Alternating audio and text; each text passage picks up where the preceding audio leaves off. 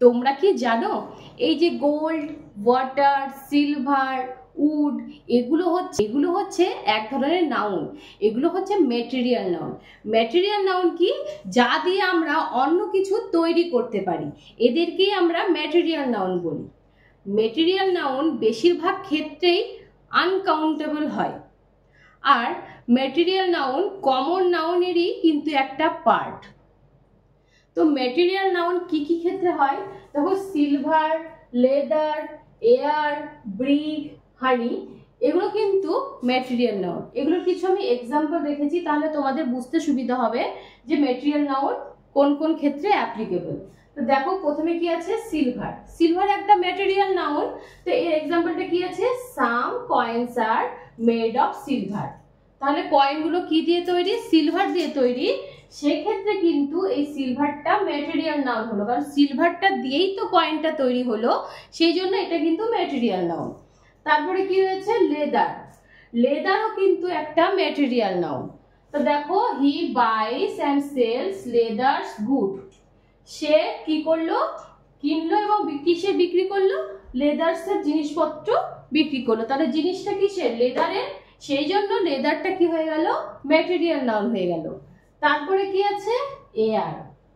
এয়ারটা কিন্তু আনকাউন্টেবল। এ দুটো uncountable, এয়ারটাও uncountable.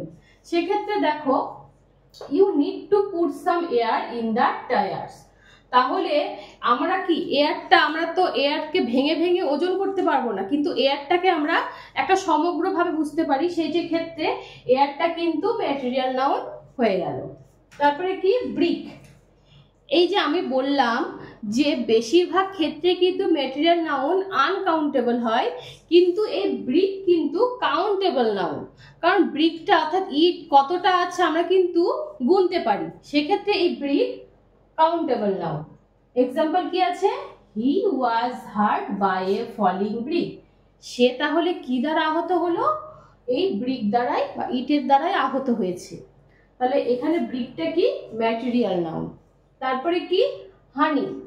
হানিও কিন্তু আনকাউন্টেবল, কারণ আমরা হানিকে গুনতে পারবো না, তো কিন্তু ওজন করতে পারবো, সেই জন্য হানি কিন্তু আনকাউন্টেবল নাউন। সেক্ষেত্রে দেখো, he spread some honey on his bread. তাহলে দেখো, আমি তো হানিটাকে কিছুটা টুকরো টুকরো বা গুনে গুনে স্প্রেড করছি না, তাকে কিছুটা পরিমাণ করছি, সেই জন্য এই হানিটা কিন্তু ম্যাটেরিয়াল নাউন হয়ে গেল।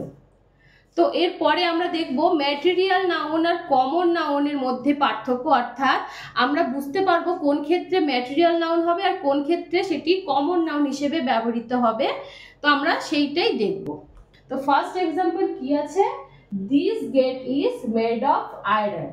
এখানে আয়রনটা কিন্তু ম্যাটেরিয়াল নাউন হিসেবেই ব্যবহার হয়েছে, কারণ গেটটা কি দিয়ে তৈরি হয়েছে? আয়রন দিয়ে তৈরি হয়েছে। যেহেতু আমি আগেই বলেছি ম্যাটেরিয়াল নাউন হচ্ছে যে জিনিস দিয়ে অন্য জিনিস তৈরি হয়, তাহলে দেখো আয়রন দিয়ে কি গেটটা তৈরি হলো, সেক্ষেত্রে কিন্তু এখানে আয়রনটা ম্যাটেরিয়াল নাউন হলো। এর পাশে কি লিখেছি? The irons have been kept aside. লোহাগুলোকে এক সাইডে রাখা হয়েছে। এখানে লোহাগুলোকে একটু নির্দিষ্ট করে বলা হয়েছে, সেক্ষেত্রে কিন্তু এটা কিন্তু হয়ে গেল কমন নাউন। ঠিক আছে। তারপরে কি রয়েছে? I am writing on paper. এখানে কি? পেপারটা কিন্তু ম্যাটেরিয়াল নাউন। ঠিক আছে। আর এখানে কি রয়েছে? Coloured papers R available in the shop. তাহলে কালার্ড পেপার সেই দোকানটার মধ্যে অ্যাভেলেবেল আছে। এখানে কিন্তু পেপারটাকে নির্দিষ্ট করে বলছে, সেই জন্য এখানে কিন্তু পেপারটা কি হয়ে গেল? কমন নাউন হয়ে গেল। আর এক্ষেত্রে পেপারটা কিন্তু কি বলেছে? আমি কার উপর লিখছি? পেপারের উপর লিখছি, সেই জন্য এটা কিন্তু কি হয়ে গেল? ম্যাটেরিয়াল নাউন হয়ে গেল।